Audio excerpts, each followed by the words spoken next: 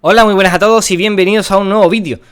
Última prueba de este Dacia Spring y tenemos la prueba de montaña, que es la que va a decidir un poquito la balanza. Vimos una prueba de autopista que no fue del todo satisfactoria porque, bueno, el coche pues vibraba y demás. Y vimos una prueba que en sensaciones de ciudad y en sensaciones de baja velocidad, realmente el coche incluso se disfrutaba al ser eléctrico porque es automático y porque, bueno, la comodidad de conducción era bastante buena. La única cosa a comentar en ciudad, que en la anterior prueba realmente no se veía porque íbamos por autovía, pero aquí en montaña se ve, es que este coche hasta los 30 km por hora tiene sonido de aviso de peatones, y es el típico sonido que tienen otros Renault y que a mí no me gusta nada, así que siempre intentas ir a más de 30 para que realmente desaparezca ese sonido y se borre de tu cerebro, porque realmente a mí sinceramente el sonido de Renault no me gusta nada, el sonido de avisador de peatones me refiero.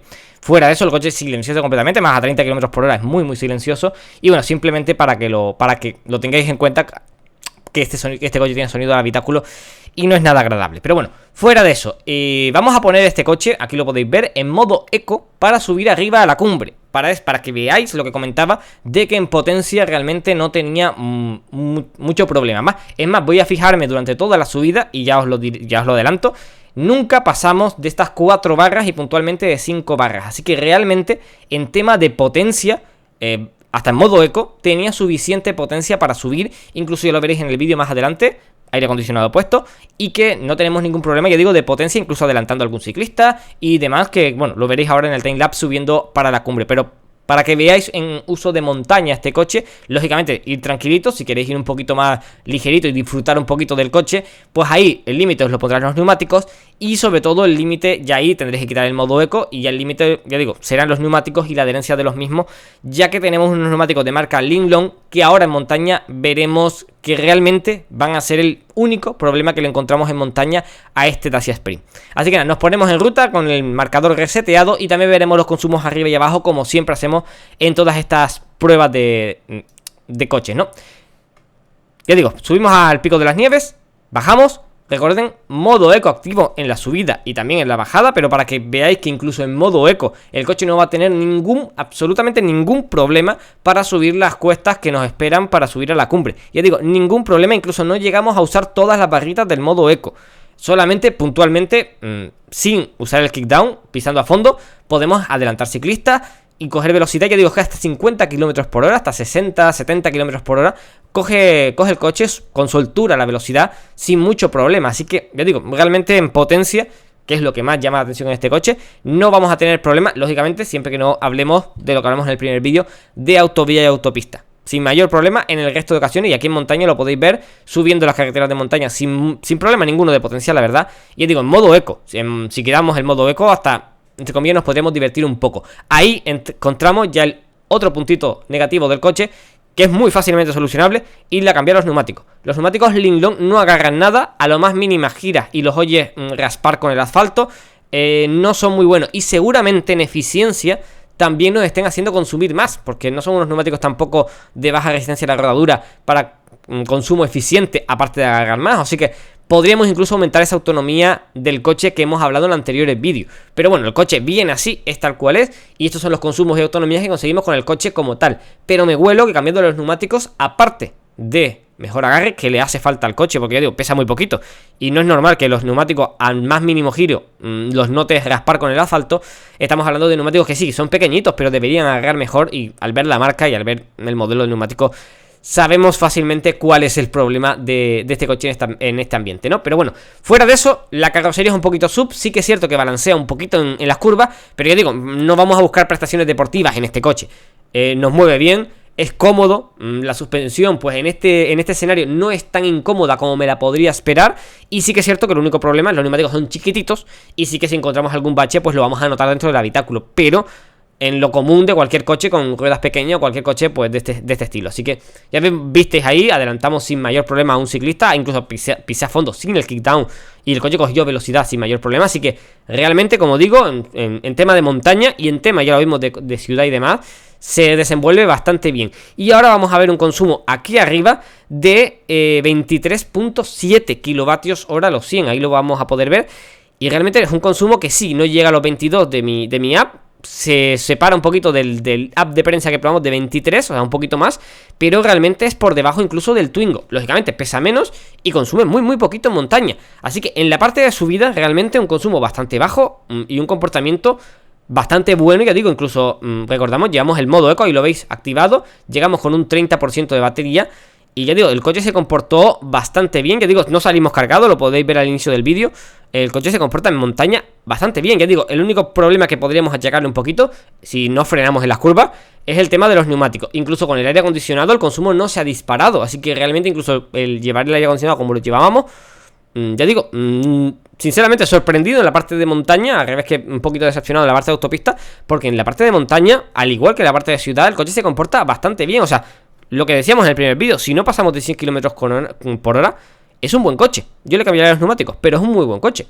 Ya digo, viene hasta con el neumático de repuesto en el maletero. El maletero es más grande que otros coches, por ejemplo, que el Up o que el Twingo, o incluso que el 500. O sea, no lo veo mal coche, la verdad. O sea, me sorprende mucho positivamente y poco a poco en las pruebas se ha ido viendo como poco a poco de lo más criticable del coche a en estos casos que ya no le podemos achacar mucho más respecto al precio, porque sí, le podríamos achacar muchas más cositas a este coche, pero ya de acabados y de cosas que no corresponden con el precio del vehículo, o que serían pues de coches de mayor gama. Pero bueno, yo digo, subimos con la mitad de potencia y en modo eco, así que problema de potencia, descartado completamente. Adelantamos el ciclista incluso y pisando a fondo sin mayor problema. Ya digo, incluso tenemos el kickdown como extra y quien no quiere llevarlo en eco puede incluso hasta divertirse un poquito tras cambiarle los neumáticos a este coche. Y sí, balancea un poquito por ser sub, ya lo habíamos comentado, pero bueno, como cualquier carrocería tipo sub, porque esto aunque sea muy compacto, lo han elevado un poco, así que eso. Y mucho cuidado con los bajos, porque sí, tenemos un hierro que protege la batería, pero cuelga la batería, ¿vale? Así que eso es otro tema. Lo único que cuelga por la parte trasera, no por la parte delantera como otros coches. Es una ventaja de que costará que la rocemos, pero hay que tener cuidado si metemos el coche fuera de asfalto, ya que nos atrevemos viendo un poquito la altura, el suelo y demás, pero hay que no despreocuparse, hay que ir con mucho cuidado si llegamos a hacer eso con ese coche, que tampoco sería un escenario ideal para ese coche. Pero bueno, yo digo, comportamiento decente, lo catalogaría. El tema de los neumáticos es lo único que cambiaría, pero es algo muy sencillo y que pasa en otros coches que te vienen con unos neumáticos malos, pues los cambia y ya está. Y bueno, en tema de acústica y demás, en montaña, velocidades bajitas, pues realmente sí que el equipo de sonido, que lo criticamos, sobre todo en autovía y autopista por la rodadura, aquí es más que suficiente y podemos disfrutar, bajar las ventanillas y pues ir con completo silencio, siempre que vayamos a más de 30 y no tengamos el sonido del coche, el sonido de avistador de peatones activo, que no se puede desactivar. Yo digo, eso también desmerece un poquito la experiencia de uso del coche, por lo menos para mí, que no me gusta ir con ningún sonido de avisador de peatones, pero bueno, en este caso lo tiene por normativa y bueno, es el que es y demás. Ahora empezamos la bajada, y en la bajada encontramos un tema que, bueno, no es un problema, pero es que el coche no tiene modo de regeneración, o sea, no tienes modos para elegir, tienes el modo eco y el modo normal, que no cambian nada la regeneración, y simplemente pues tienes el modo D, no tienes ningún modo B. Así que el coche siempre vas a tener que usar el freno para darle un poquito más de regenerativa, ya que soltando el acelerador solamente vas a tener hasta 6 kilovatios de regeneración, insuficiente para en una curva frenar. Así que vas a tener que ir tocando el freno. Y al tocar el freno, el coche lo gestiona bastante bien, pero en algún momento siempre vas a tocar sin querer las pastillas. Así que en tema de eficiencia de bajada ya me olía que el dato no iba a ser ni de lejos tan bueno, por ejemplo, como en un app, porque el consumo en la subida vimos que no se separaba mucho del consumo que tuvimos en un app, pero en la bajada no tenemos esos modos de retención, no tenemos tampoco ese comportamiento dinámico que tiene un app, lógicamente, pero en tema de consumo sí podrían ser mejores. Bueno, igualmente no son nada malos, ahora lo veréis abajo, pero sí que es cierto que ahí pues tener que tocar el freno, a los que no nos gusta tocar el freno, puede ser un problema. Pero por contra, a todos aquellos que no os gusten modos de regeneración, no os gusta andar con leva, solamente acelerando y frenando, este coche está perfectamente configurado para vosotros. Aceleráis, soltáis, si vais a poca velocidad regenera, y si vais a mucha velocidad en autopista no regenera, así que bien configurado por esa parte. Y luego si queréis frenar, pues pisáis el freno, la primera parte un poquito de regeneración y la segunda parte pastilla, de lujo. Y el coche frena bastante bien, porque pesa muy poquito y por frenos tan malos que pudiera llegar a tener, el coche frena bien.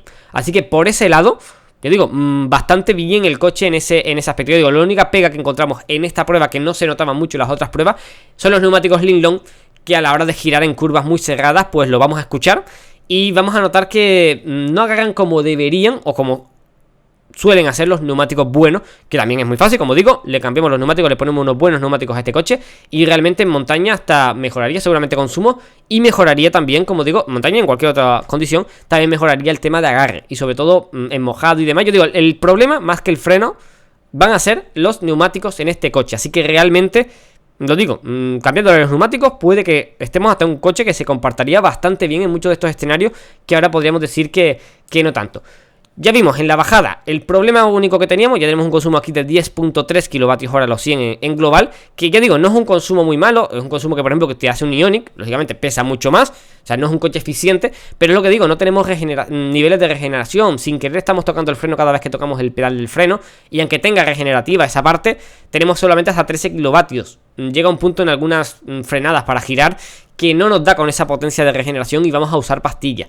Así que regenerando no es el coche ideal. Lógicamente eso en ciudad pues sí que vamos a bajar esos consumos, pero en montaña de 10 kWh a los 100 ni de broma vamos a bajar. Con eso igualmente tenemos una autonomía de unos 260 kilómetros. Y ojo, todas las autonomías que estoy diciendo lo digo con 27 kWh de batería teórica que dice el fabricante. Yo he llegado a medir que este coche tiene más por ese margen en el 100% que aún podemos seguir cargando. No sé si eso lo terminará degradando y no lo tendremos, pero también como dato para que lo tengáis en cuenta, que las autonomías que decimos incluso podrían ser más si le cambiamos de neumático, y podrían ser más simplemente porque tenemos un margen mayor, sobre todo con el coche nuevo, que de esos 27 que nos dice el fabricante. Así que estamos hablando de un coche que nos está dando, por el precio que nos da, para mí, bastante más de lo que podríamos esperar, sobre todo teniendo en cuenta la marca y teniendo en cuenta el coche que es. Yo digo, para mí sinceramente me ha sorprendido positivamente, porque siendo barato, para mucha gente yo creo que le vale. Te echa para atrás un poquito el tema de potencia, que ya vimos que no es ningún problema, y esos otros pegas, todas esas pegas que he ido comentando, pues si a alguno no le importa mucho, o quiere el coche simplemente por eso, va a moverse del punto A al punto B, no tiene ningún problema. Y para que no quiera complicar, si quiere encima un coche automático barato, es que no tiene alternativa ni siquiera en combustión. Así que por ese lado, estupendamente bien. Nos olvidamos de conducir con un solo pedal, lógicamente, pero para un uso normal, de coche normal, como lo usa la gente normal, un coche automático, es que realmente pues cumple, y cumple mucho mejor que cualquier coche de combustión que podamos comparar a este coche. Así que por ese lado, ya digo, estupendamente bien. Y encima que no está nada mal configurado. En el freno, la primera parte es regenerativo, y puedes usar solo regenerativo si quieres y aprendes a usarlo. Y sinceramente en montaña pues se ha comportado bien. Yo le cambiaré los neumáticos, pero fuera de eso, un coche que está muy bien, la verdad. O sea, así que nos quedamos simplemente con esa sensación. Y un saludo y hasta la próxima.